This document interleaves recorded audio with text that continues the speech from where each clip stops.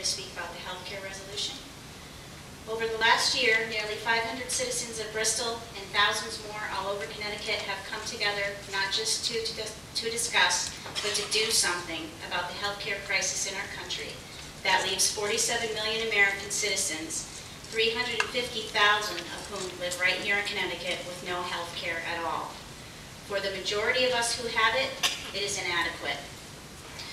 When did it happen in this country that a corporation's welfare became more important than the well-being of a citizen?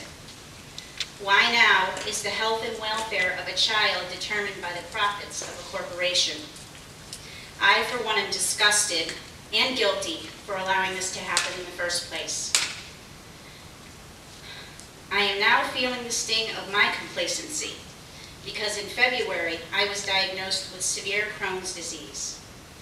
That was only 1 month after downgrading my family's health insurance coverage to an HMO because my insurance company raised our rate a full 9% in 1 quarter.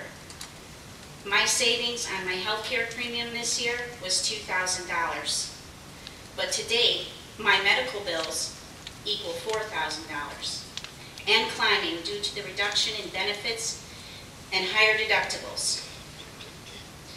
My HMO now tells me that my chemotherapy treatment and anti-inflammatory medications are no longer covered, and what was once a $15 copay is now a $938 bill per month. I can save a full 54% by ordering them online through a Canadian outlet, but with that comes the risk of being jailed, fined, and having my medication seized at customs. Necessary chemotherapy medication. In fact, all 3 of my medications come from America, and one is made by a corporation right here in Connecticut. Yet I pay over $500 less from a pharmacy in another country. To me, this is capitalism at its worst. According to Forbes Global 500, the top 5 pharmaceutical companies in America made a profit of over $52 billion last year. And in 2007, the top 5 insurance and managed care companies boasted an estimated $10.6 billion, with a B, dollars in profit in the first 2 quarters of the fiscal year. The highest paid insurance executive was CEO William McGuire of United Healthcare Group, bringing in $124 million in salary in 2005. And he was provided with stock options worth more than $1.7 billion. And as part of his retirement package, according to the AFL-CIO, he and his spouse will receive free health care for life. How nice for him. Meanwhile, Kevin and Laura Walsh of New Hartford are both self-employed and do not qualify for an employee plan and don't make enough money to cover the high premiums of an independent insurance plan. So they and their newborn baby go without completely. Or Heather Nadeau from Bristol, who was told by her HMO that her $500 monthly premium for her and her husband does not cover the $128 medication that would prevent her ovarian cysts from reoccurring. It's important to note that this year she almost died from one that burst in her body. Or the Lynch family in Farmington. They pay an additional $1,500 premium per month because they have a son with PKU.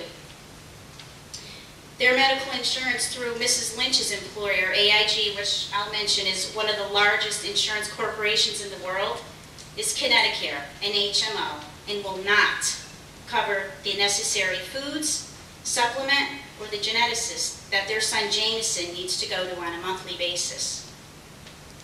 So from these accounts, the insurance and pharmaceutical companies make grotesque quarterly profits, while the people they are supposed to service suffer, and we allow it to happen.